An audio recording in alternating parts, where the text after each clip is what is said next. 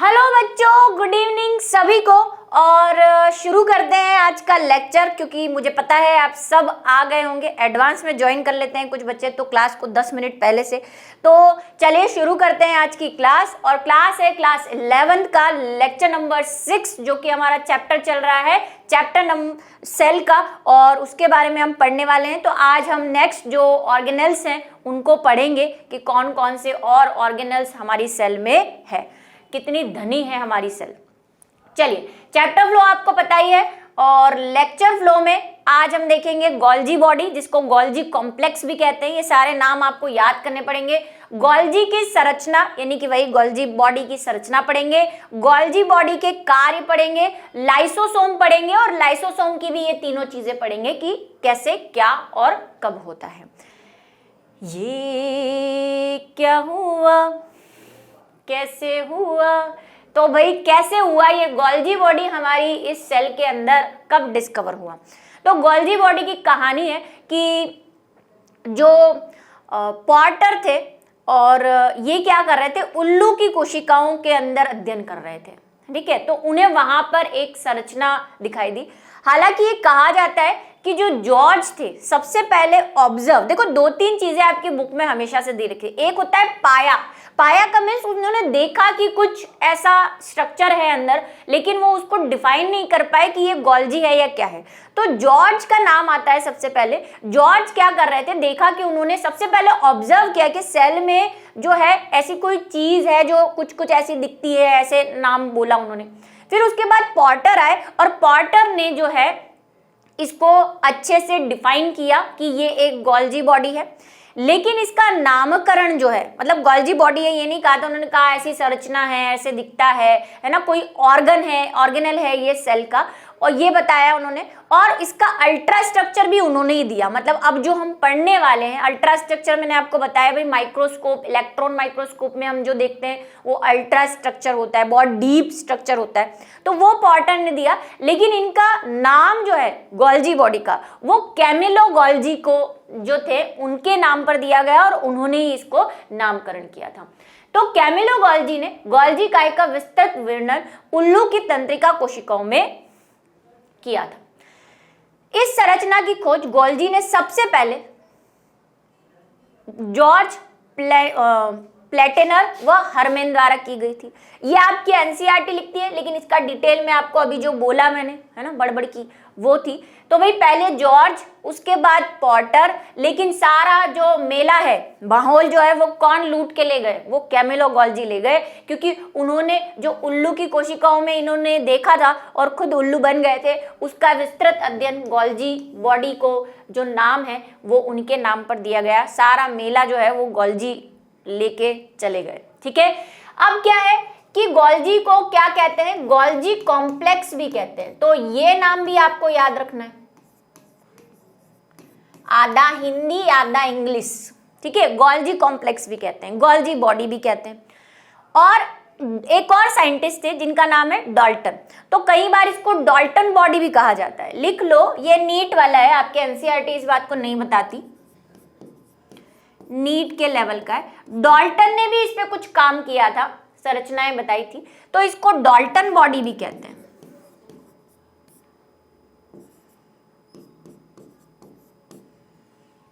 क्या है ये एक और नाम है किसका, इनका, गोल्जी बॉडी का। ठीक है, तो ये आप चाहें तो याद कर सकते हैं। अब बात करते हैं कहाँ होता है गोल्जी बॉडी। तो भाई सेल में होता है, ये तो हमें पता है, लेकिन कौन कौन सी सेल में होता है। मैंने आपको याद है एक बात कही थी कि एंडोप्लाज्मिक रेटिकुलम, गोल्जी बॉडी और लाइसोसोम तीनों बहुत बेस्ट फ्रेंड्स हैं। ठीक है, तो यहाँ पे भी ईआर का कनेक्शन हमेशा रहेगा। ठीक है, होता क्या है कि ईआर जो भी बनाता है वो गोल्जी बॉडी को देता है। गोल्जी बॉडी उसमें और कुछ अपना वही मिर्च मसाला डाल के, या नहीं डालना है तो ऐसे के ऐसे आगे ट्रांसफर किसको कर देता है, लाइसोसोम को, या सेल में वितरित कर देता है। ठीक है, ये कहानी चलती है इन तीनों की। तो भाई उपस्थिति कहाँ है इनकी, यह प्रोकैरियोटिक कोशिकाएं जैसे पिपलो, बैक्टीरिया, नील हरित शैवाल में अनुपस्थित है। ये तो पता ही है आपको, प्रोकैरियोट में तो ऑर्गेनल्स होते ही नहीं। यह कुछ कवक परिपक्व शुक्राणु यानी कि मिच्योर स्पर्म्स। अब मिच्योर स्पर्म्स क्या होते हैं भाई? स्पर्म ऐसे ही नहीं बन जाता कि आज इच्छा हुई स्पर्म बन गया। आप क्लास 12th में पढ़ेंगे कि स्पर्म बनना एक अलग सा प्रोसेस है। तो उसमें पहले स्पर्म जो होता है ना वो बदसूरत सा होता है, कुछ ऐसा, लेकिन बाद में उसको मेकओवर करके हैंडसम बनाया जाता है, जैसा कि हम पढ़ते हैं इस टाइप का। ठीक है, तो ये मिच्योर स्पर्म है और वो अमिच्योर है, अपरिपक्व है। तो इस मिच्योर स्पर्म में मिलता है, ठीक है, परिपक्व लाल रक्ताणु यानी कि आरबीसी आदि में अनुपस्थित होता है। मैंने मिलता है बोल दिया, ठीक है, उसको करेक्ट कर लेना। अनुपस्थित होता है। क्यों अनुपस्थित होता है मैं आपको बताती हूँ। गोल्जी बॉडी होता है स्पर्म में कब? जब वो यहाँ पे होता है। अगर स्पर्म की कभी आपने नहीं पढ़ी है, मुझे पता है अभी नहीं आई होगी आपके अल्ट्रा स्ट्रक्चर स्पर्म का। स्पर्म में क्या होता है, यहाँ पे गोल्जी बॉडी जो है वो एक चीज बना लेता है ऐसी, यहाँ पे इस जगह पे, जिसको एक्रोसोम कहते हैं। गोल्जी बॉडी रहता है जब वो अपरिपक्व रहता है, लेकिन बाद में वो अपने आप को चेंज कर लेता है। तो कहता है स्पर्म हैंडसम हो गया तो मैं भी हूंगा, तो वो एक्रोसोम बना लेता है। ठीक है, और आरबीसी में तो भाई हमें पता ही है, कुछ जरूरत ही नहीं है आरबीसी को, केंद्रक तक भी नहीं है आरबीसी में, तो भाई ये तो क्या हो गए, अनुपस्थित रहे। यूकैरियोटिक कोशिकाओं में उपस्थित होता है। ठीक है, यह स्त्रावी व ग्रंथिल कोशिकाओं में अत्यधिक विकसित होता है, वही अंतःप्रदवी जालिका की तरह, क्योंकि इसका काम भी क्या है, सिक्रीशन करना। जो अंतःप्रदवी जालिका इसको दे रही है वही इसको आगे पहुंचाना है। तो जितनी भी ग्लैंडुलर टिश्यू है या सिक्रीटरी सेल्स है जो कुछ ना कुछ स्त्रावित करती रहती है ना, जैसे पेनक्रियाज है, लिवर है, ये क्या करते हैं, हार्मोन या तो एंजाइम सिक्रीट करते हैं या डाइजेस्टिव जूसेस सिक्रीट करते हैं। तो ये सब जो है वो उन कोशिकाओं में ये ज्यादा मिलता है। तंत्रिका कोशिका, यकृत कोशिका, पादप कोशिका में अनेक गोल्जी पाए जाते हैं। एक यकृत कोशिका में 50 गोल्जी पाए जाते हैं। क्यों लिवर में? क्योंकि लिवर में बहुत सारे एंजाइम सिक्रीट होते हैं। आपको पता है लिवर हमारे डाइजेस्टिव जो ट्रैक है उसमें भी जूसेस सिक्रीट करता है, बाइल जूस, ठीक है, और भी बिलीरुबिन, बिलीवर्डिन है ना, कुछ सॉल्ट्स भी रिलीज करता है। ठीक है, बाइल जूस बनाता है, तो वहां पे बहुत ज्यादा पाए जाते हैं। जनरली अगर हम बात करें, ये पादप है, ये पादप ही है। ठीक है, ये कई बार पादप को किसी बुक्स में पादक भी लिखा होता है। पादप का मतलब हम ये ले सकते हैं छोटा प्लांट, है ना, जो अभी मैच्योर नहीं हुआ है, तो उनमें बहुत ज्यादा मिलेगा ये। मतलब इनडायरेक्ट वे में आप ये कहना चाहते हैं कि वही जो बहुत ज्यादा सिक्रीशन करते हैं उनमें गोल्जी बॉडी मिलता है। ठीक है, एक सेल में जनरली एक ही गोल्जी बॉडी होता है, लेकिन अगर वो कोई सिक्रीटरी सेल्स है, मतलब स्त्रावी कोशिकाएं हैं या ग्रंथिल कोशिकाएं, तो संख्या बदल जाएगी। तो वो 50 भी हो सकते हैं, वो 100 भी हो सकते हैं। जैसे कि यहाँ पे दे रखा है लिवर में 50 गोल्जी बॉडी मिल सकते हैं। ठीक है, चलिए अब बात कर लेते हैं गोल्जी बॉडी की संरचना की, कि क्या है भाई इसका स्ट्रक्चर। गोल्जी काय में निम्न संगठन पाए जाते हैं। ठीक है, जैसे हमारे अंतःप्रदवी जालिका में 3 कंपोनेंट्स थे, सिस्टर्नी, ट्यूब्यूल और वेसाइकल। यहाँ पे भी 3 जो है आपको कंपोनेंट मिलेंगे। सबसे पहला है सिस्टर्नी, ये वही सिस्टर्नी है जैसी वहां पे थी। ठीक है, गोल्जी नलिकाकार व समांतर रूप से व्यवस्थित रचना है। अगर आपको फोटोग्राफ याद आ रहा हो गोल्जी बॉडी का, तो गोल्जी बॉडी क्या होता है देखते जाना। ये देखो ऐसी समांतर इसमें नलियां होती है सिस्टर्नी की, और यहां से फुली हुई रहती है। अब ये एक दूसरे से कनेक्टेड हो सकते हैं, है ना।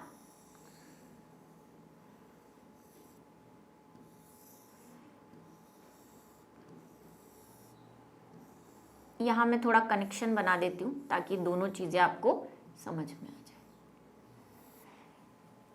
और थोड़ा सा ऐसा होता है, ये समझ गए, वो बनाने में ये ऐसे ऐसे है ना, ऐसे होंगे ये ऐसे। तो यहाँ पे ये जो आपको संरचनाएं दिख रही है ट्यूब लाइक नलिकाकार संरचना, जैसे कि अंतःप्रदवी जालिका में भी थी, ये क्या है, ये सिस्टर्नी है।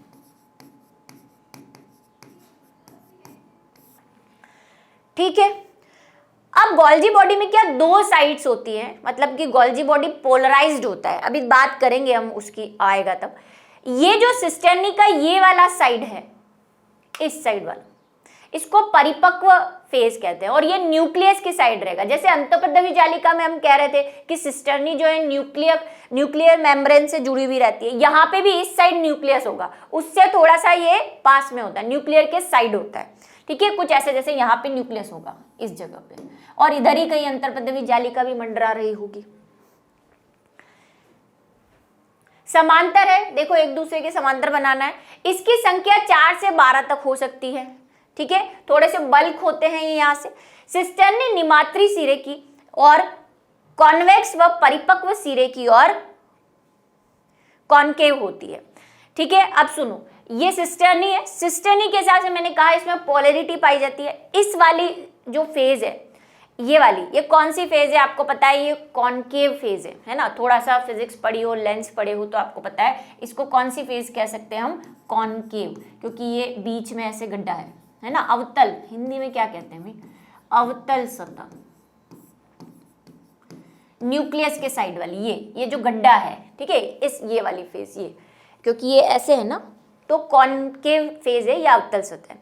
और इसी को हम परिपक्व अवस्था भी कहते हैं, अभी पढ़ेंगे इसी वाली फेज को, ये न्यूक्लियस के साइड रहती है। और सिस्टर्नी की जो अपोजिट वाली फेज है, जो कि यहाँ पे एक और मैं बना देती हूँ थोड़ा सा इस तरह का, तो आपको ये थोड़ी फेज पहचान में ऐसे।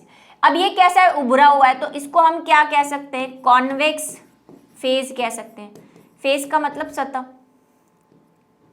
उत्तल सतह, ठीक है। इसको कौन सी और क्या नाम है इसका, निर्मात्री सिरा, निर्मात्री, ये जो निर्मात्री सिरा दे रखा है ना ये, हाँ, ये कौन सा, हिंदी में क्या कहेंगे इसको, निर्मात्री, फॉर्मेटिव फेज। ये सारे नाम आपको याद करने, मजा नहीं आ रहा मुझे लिखने में, ठीक है। और ये है मैच्योरिंग फेज,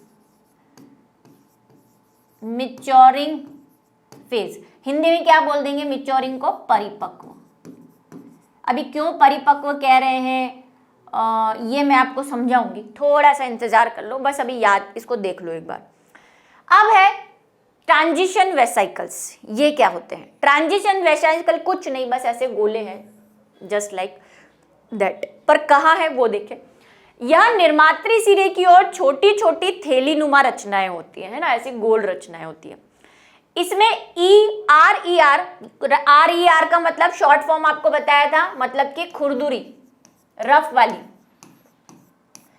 आर से रफ वाली जो एंडोप्लाज्मिक रेटिकुलम है द्वारा निर्मित प्रोटीन युक्त पदार्थ भरा जाता है, ठीक है। अब ये आया कहां से, फॉर्मेटिव, ये फॉर्मेटिव वाली है, निर्मात्री सिरे की बात कर रहा है। निर्मात्री सिरा मतलब क्या हो गया,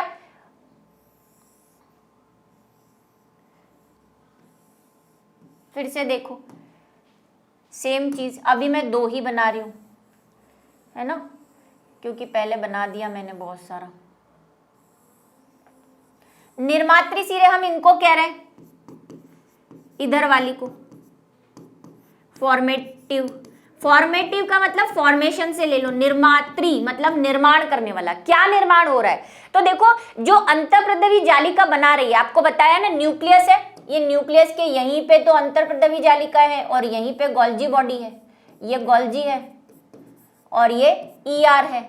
तो जो RER है मतलब कि जो रफ वाली है उससे जो प्रोटीन बन रहा है, आपको बताया ER क्या करती है, राइबोसोम चिपके हुए, मतलब कि राइबोसोम प्रोटीन बना रहे हैं, प्रोटीन कहाँ है, ER में। अब ये ER जो है रफ वाली, ये प्रोटीन को यहाँ पे ट्रांसफर करेगी, कहाँ पे, फॉर्मेटिव साइट मतलब कि इस साइड, ठीक है। मैंने ये गोल्जी बॉडी यहाँ पे थोड़ा सा उल्टा बना दिया, इसको ऐसे बनाओ तो समझ में आएगा, ये ऐसा है ना, ये ऐसा है, तो यहाँ पे चली जाएगी। अब इसको मैं यहाँ बना रही हूँ, समझ गए आप, ये वाला हिस्सा जो है उभरा हुआ ये है, ये हमारी फॉर्मेटिव साइट है।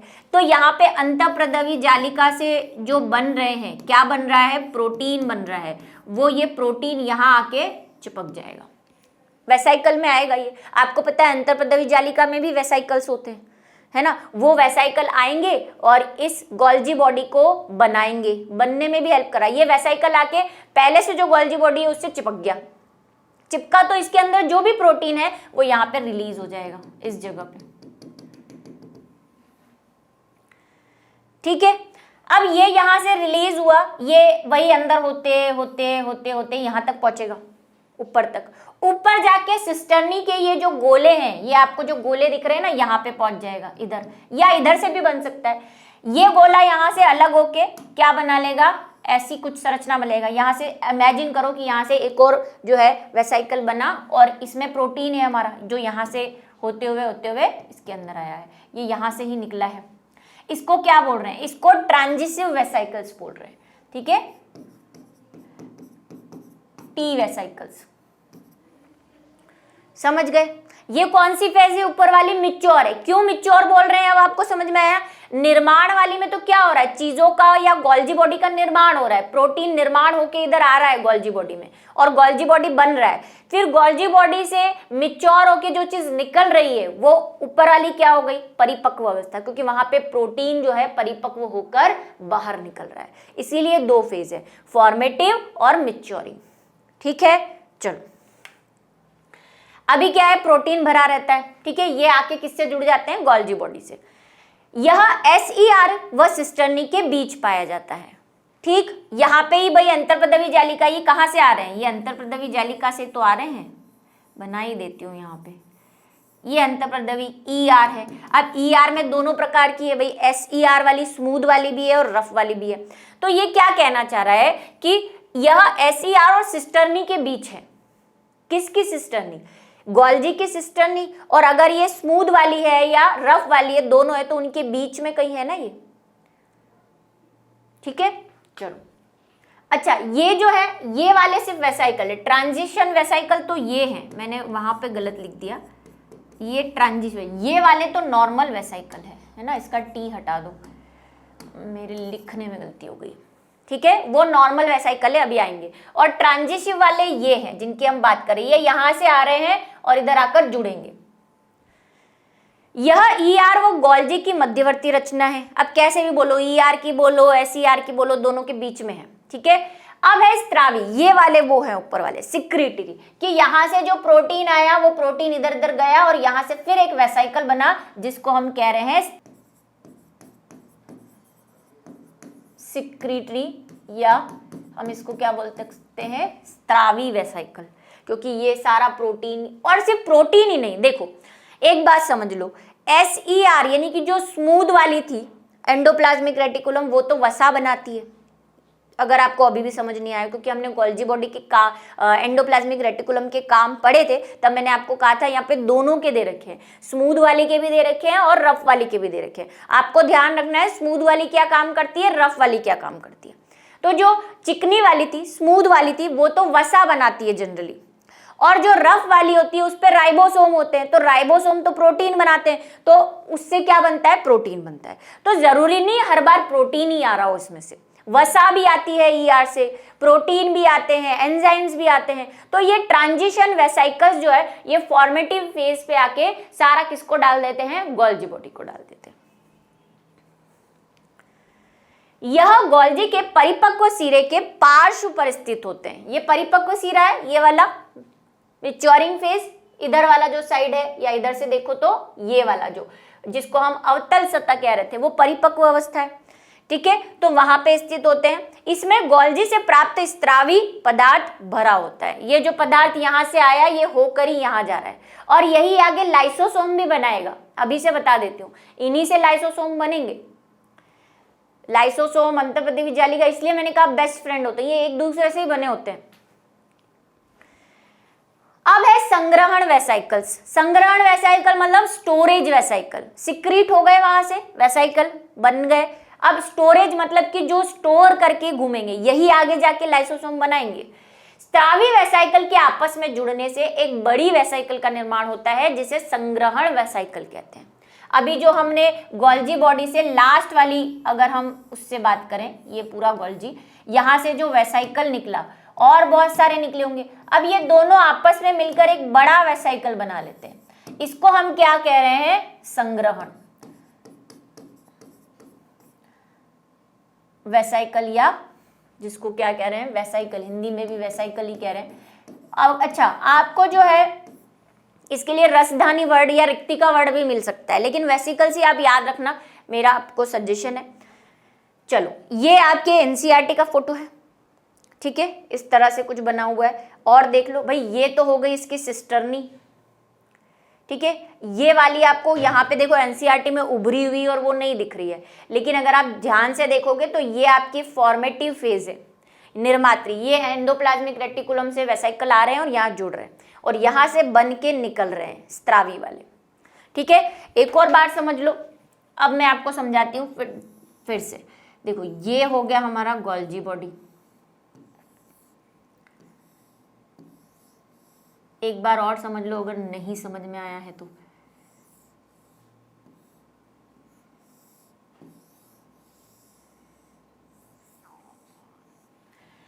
ठीक है, ये वाली कौन सी, ये वाली जो सतह है वो कौन सी है, परिपक्व।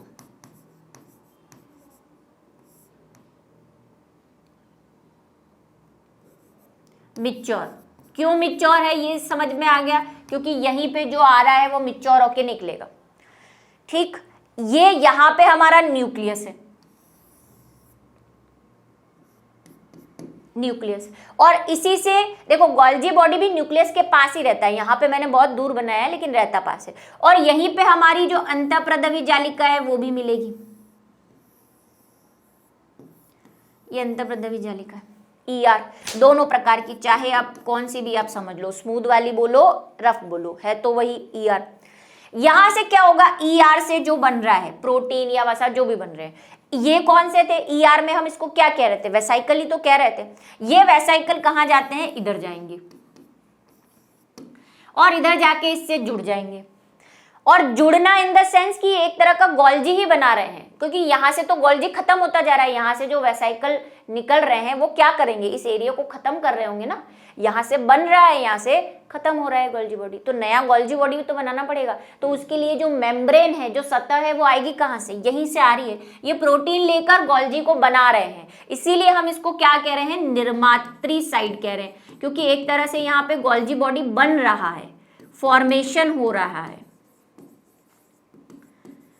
ना। ये जो फॉर्मेशन वाले वेसाइकल्स हैं, इनको हम क्या कह रहे हैं, टी वेसाइकल्स, यानी कि ट्रांजिटिव वेसाइकल, ठीक है।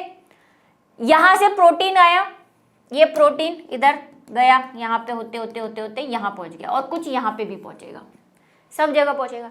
अब यहां वाली जो सतह है वो क्या करेगी, ऐसा गोला बना देगी, उभर जाएगी, उभर के यहां से अलग हो जाएगी। अब जो ये अलग हो रहा है इसको क्या कह रहे हैं, स्त्रावी वेसाइकल, सिक्रीटरी वेसाइकल। क्यों, क्योंकि ये प्रोटीन जो यहाँ पे आ रहा है उसको लेके स्त्रावित कर रही है ना। परिपक्व अवस्था पे हमेशा स्त्रावण होगा।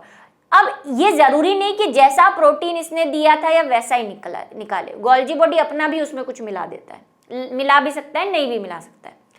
तीसरी चीज आप समझो तो ये हो गई सिस्टर्नी, ये हो गए ट्रांजिटिव वेसाइकल, और ये हो गए स्त्रावी वाले।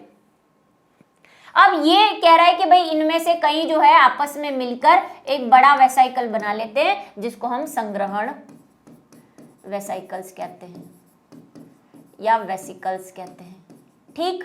इतनी बात तो समझ में आ गई। तो ईआर से ही गोल्जी बन रहा है। अब गोल्जी से ही लाइसोसोम बनेगा।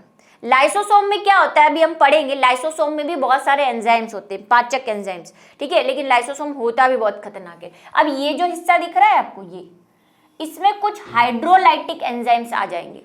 हाइड्रोलाइटिक लाइसोसोम के अंदर होते हैं, है ना, ऐसे एंजाइम जो चीजों को डाइजेस्ट कर देते हैं, खत्म कर देते हैं। तो यहां से ये अलग होके ही क्या बनाता है, आपका लाइसोसोम बनाएगा।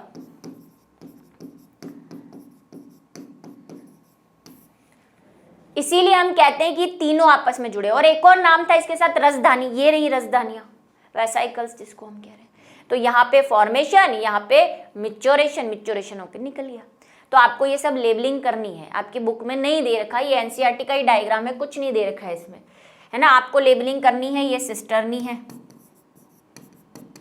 बाकी सब लेबल कर ही दिया है मैंने। फॉर्मेटिव, ये परिपक्व को ही अवतल सतह कहते हैं, हिंदी में कॉनकेव बोलते हैं, इसको कॉन्वेक्स बोलते हैं, यानी कि उत्तल सतह बोलते हैं।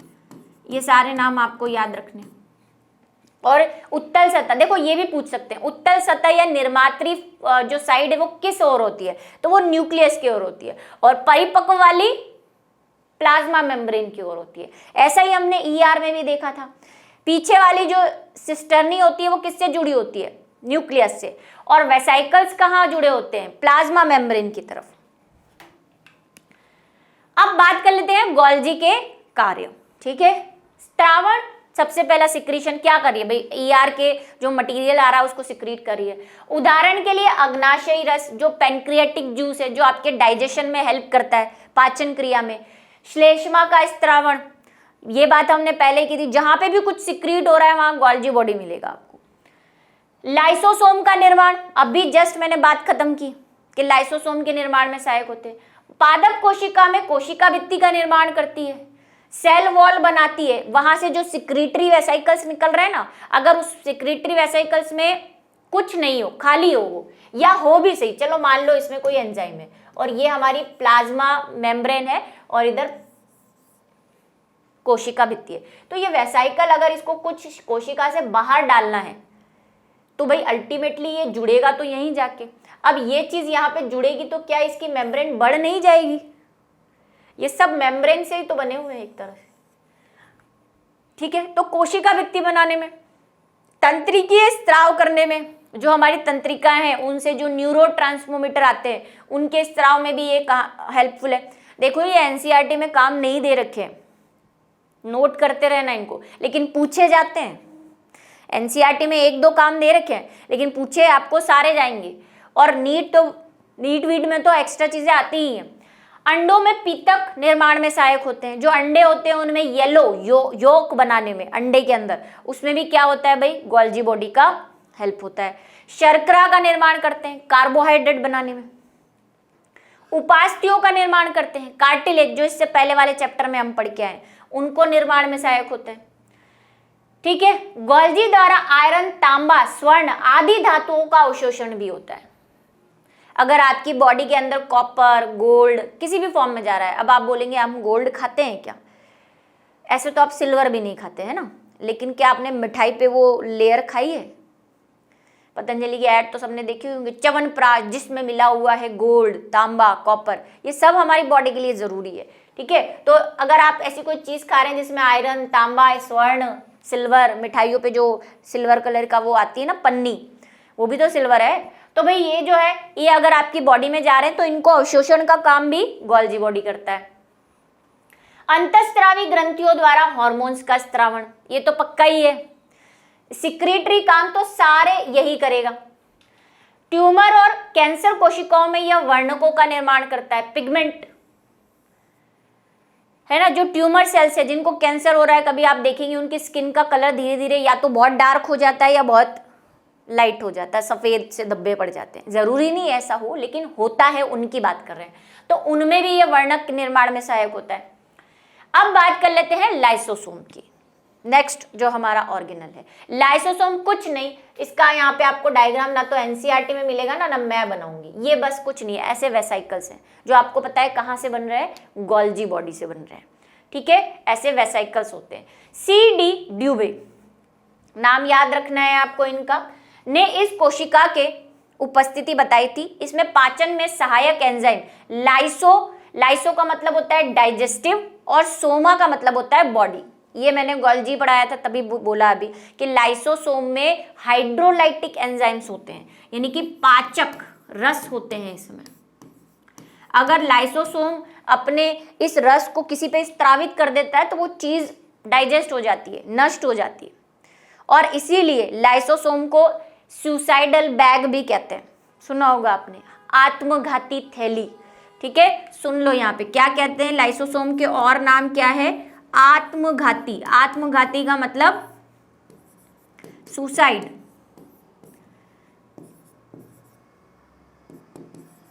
क्यों सुसाइड करता है ये, इसका अगर मान लो किसी भी कारण से, देखो सेल बुढ़ी हो जाती है ना जब, तो सेल को खत्म होना होता है।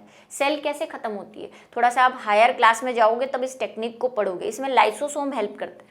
जब सेल बूढ़ी हो जाती है तो लाइसोसोम अपने ये पाचक एंजाइम सेल के ऊपर डाल देता है, तो सारी के सारी सेल खत्म हो जाती है, सब कुछ खत्म हो जाता है। और कभी कभी लाइसोसोम में कोई दिक्कत हो जाए तो कई बार लाइसोसोम खुद फट जाता है, किसी रीजन से फट गया, भले ही सेल बुड्ढी नहीं हुई हो लेकिन फिर भी कोशिका को खा जाता है। इसीलिए इसको कहते हैं कि ये आत्मघात कर लेता है, पूरी सेल को सुसाइड करवा देता है ये, इसीलिए इसको सुसाइडल बैक कहते हैं। और ये पूछा जाता है, बहुत इंपॉर्टेंट चीज है ये, क्यों कहते हैं वो रीजन भी मैंने आपको बता दिया, और क्या कहते हैं वो रीजन भी आपको बता दिया। क्यों? क्योंकि इसमें पाचक एंजाइम्स होते हैं, ये जहां पे भी अपने एंजाइम छिड़केगा वो डाइजेस्ट हो जाएगा, वो खत्म हो जाएगा। और ये जरूरी भी है, आपकी ये डाइजेस्टिव जूस कहाँ से आएंगे नहीं तो, अगर ये नहीं होगा तो। ठीक है, लाइसोजाइम प्राय जंतु कोशिका में पाए जाते हैं, परंतु पादप कोशिका में इनकी उपस्थिति बहुत ही कम होती है। ठीक है, स्ट्रक्चर क्या है, ये एकक झिल्ली मतलब कि single cell wall, cell wall क्या, सेल मेम्ब्रेन से घिरे रहते हैं, सामान्यतः गोल आकार के होते हैं। ठीक है, इनके अंदर स्ट्रोमा व एक बड़ी रसधानी होती है। क्या होगा, एक तो स्ट्रोमा होगा, ठीक है, और एक बड़ी सी रसधानी होगी। रसधानी का मतलब वैक्यूल। रसधानी में जल अपघटन एंजाइम, अभी जो मैं पीछे लिख के लाई हूं, हाइड्रोलाइटिक एंजाइम्स, पाचक रस, जो मैं बार बार बोल रही हूं, ठीक है, उसी को हिंदी में क्या कहते हैं, जल अपघटनीय एंजाइम्स। मतलब कि ये क्या करते हैं, सामने वाले का जल अपघटन कर देते हैं, उसको डाइजेस्ट कर देते हैं। जैसे कौन कौन से हैं ये भी आपको याद रखने हैं, क्वेश्चन बन सकता है इस पे, जैसे फॉस्फेट, राइबोन्यूक्लिक, डीऑक्सीराइबोन्यूक्लिक इत्यादि। जैसे आपसे क्वेश्चन पूछ लिया कि लाइसोसोम को आत्मघाती थैली क्यों कहते हैं, तो आप लिखेंगे कि लाइसोसोम में जो है रसधानी होती है जिसमें जल अपघटन एंजाइम जैसे फॉस्फेट, राइजोसोम, डीऑक्सीराइबोन्यूक्लियस इत्यादि पाए जाते हैं। जब लाइसोसोम फट जाता है तो यह पूरी के पूरी कोशिका और कोशिकांगों को नष्ट कर देता है, पाचित कर देता है। इसी की वजह से लाइसोसोम को आत्मघाती थैली कहा जाता है। ठीक है, ये सभी एंजाइम अम्लीय माध्यम में कार्य करते हैं तथा कोशिका में उपस्थित पदार्थों का पाचन करने में सक्षम होते हैं। ठीक है, लाइसोसोम में विद्यमान एंजाइम झिल्ली के फटने पर ही कार्य करते हैं। ऐसा नहीं कि ये बंद है तभी काम कर रहे हैं, ये फटेगा तभी बाहर निकलेंगे और तभी अपना काम करेंगे। लाइसोसोम के प्रकार, ये भी एक इंपॉर्टेंट क्वेश्चन है, एनसीईआरटी इस बारे में नहीं बताती। क्या है लाइसोसोम के प्रकार, पहले है प्राइमरी, दूसरे हैं सेकेंडरी, तीसरे हैं रिड्यूस और है ऑटोफेगस। 4 हैं हमारे पास। ठीक है, पहले वाले कौन से, सिंपल सा है, जो गोल्जी बॉडी से तुरंत बन के निकल रहे हैं अभी अभी, वो हो जाएंगे प्राइमरी। उसमें क्या होगा, उसमें सिर्फ डाइजेस्टिव जूस होंगे। देखो शॉर्ट में सुन लो फिर इसकी भी सुनेंगे। जो गोल्जी बॉडी से बन के निकल रहे हैं तुरंत तुरंत फ्रेश, उनको तो कहेंगे प्राइमरी। ठीक है, उस प्राइमरी में अगर कोई दूसरा वेसाइकल या कोई खाना आके जुड़ जाए, क्योंकि इनका मेन काम क्या है, डाइजेशन करना है ना, किसी चीज को पचाना। मान लो कोई कण आके लाइसोसोम से जुड़ गया या लाइसोसोम के अंदर आ गया तो वो उसका डाइजेशन करेंगे। तो जब वो कण आके लाइसोसोम में जुड़ जाता है तो उसको हम बोल देते हैं सेकेंडरी लाइसोसोम।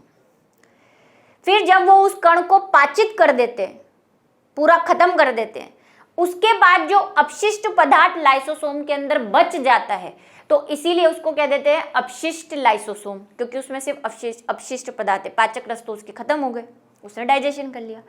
और चौथा वाला जो सबसे खतरनाक है कि अगर लाइसोसोम को गुस्सा आ जाए तो वो फट जाता है, बहुत हो गया आज तो मैं कोई काम नहीं करूंगा, और उसकी मर्जी होती है वो फट जाता है फटाक करके। और उसके रीजन बहुत सारे हो सकते हैं, जैसे कि मैंने कहा सेल बुड्ढी हो गई है या कोई केमिकल लोचा हो गया आपके सेल में जिसकी वजह से लाइसोसोम को गुस्सा आ गया है। तो को गुच्चा नहीं आना चाहिए, जैसे गुच्चा आएगा वो फट जाएगा और सेल को भी बर्बाद कर देगा। तो चौथा वाला वो हो गया। ठीक है, चलो, यह एक बहुरूपी कोशिकांग है, ये भी एक इंपॉर्टेंट लाइन है क्योंकि इसके बहुत सारे रूप हैं, 4 देखे अभी हमने बोले। सबसे पहले है प्राइमरी लाइसोसोम। नए बनने वाले लाइसोसोम को प्राथमिक लाइसोसोम कहते हैं। नए बनने वाले, ये नए बन कहाँ से रहे हैं, अभी हमने देखा कि ये गोल्जी बॉडी से निकल रहे हैं तो ये हो गए प्राइमरी लाइसोसोम।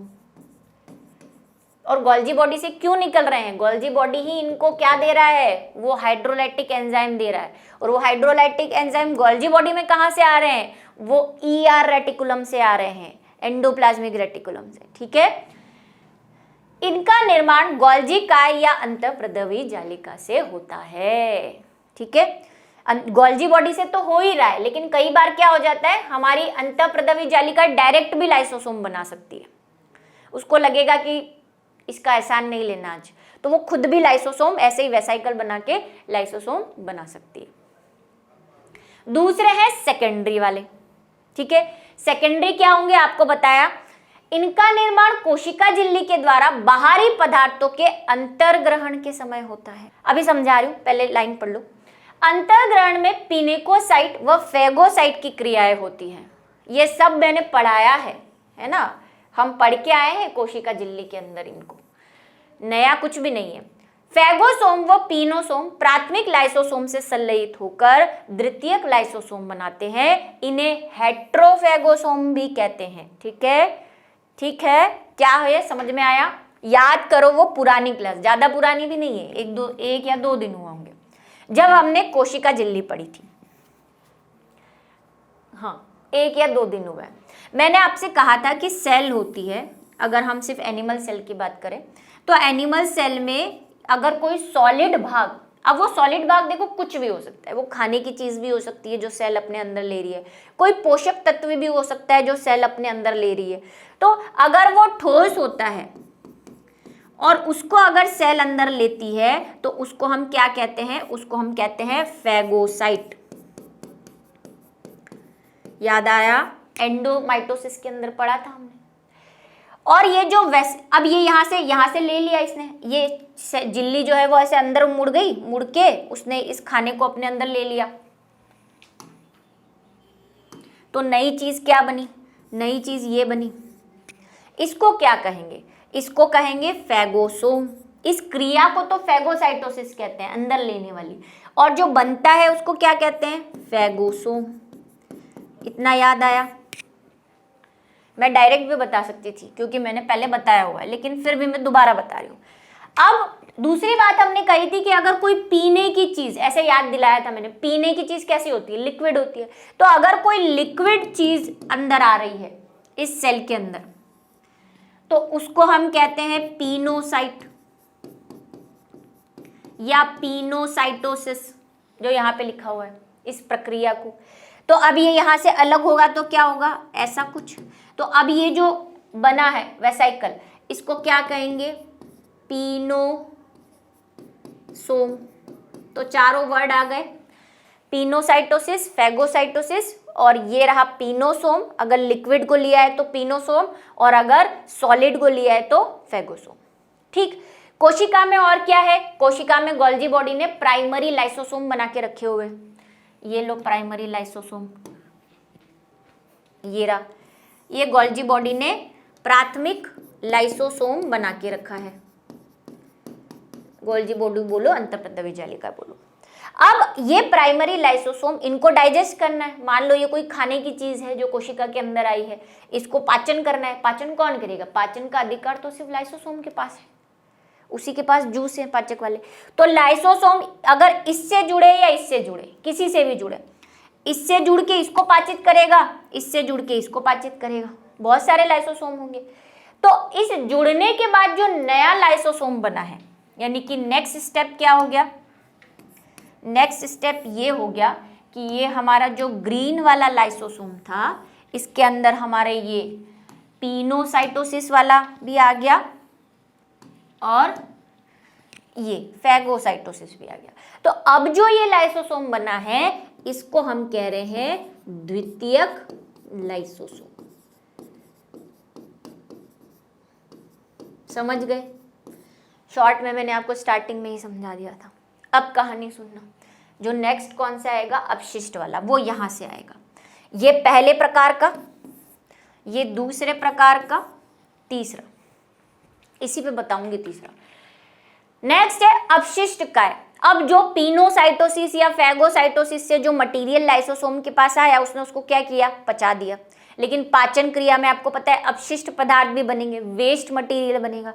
तो जो वेस्ट मटेरियल है वो रखने वाला लाइसोसोम क्या कहलाएगा? अपशिष्ट या रिड्यूस्ड बॉडी। द्वितीयक लाइसोसोम में शेष बचे हुए अपशिष्ट पदार्थ को अपशिष्ट काय कहते हैं। भाई ये सब इंपॉर्टेंट है, मैंने पहले स्टार लगा दिया है, ठीक है।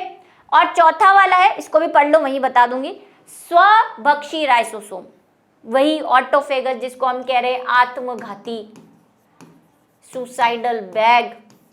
ये क्या होता है, ये कब काम करता है? ये ऐसे ही नहीं, या तो इसको गुच्चा आ जाए किसी वजह से, है ना, या फिर सेल बुढ़ी हो जाए, तब ये काम का होता है। ऐसे ये पड़ा रहता है आराम से, ऐसे ये बाकी क्रियाएं करता रहता है, लेकिन जब इसको गुच्चा आ जाता है तो ये ऐसा बन जाता है, ठीक है। ऐसे लाइसोसोम जो उसी कोशिका के कोशिकांग जैसे माइटोकॉन्ड्रिया, अंतःपदवी जालिका का पाचन कर दे।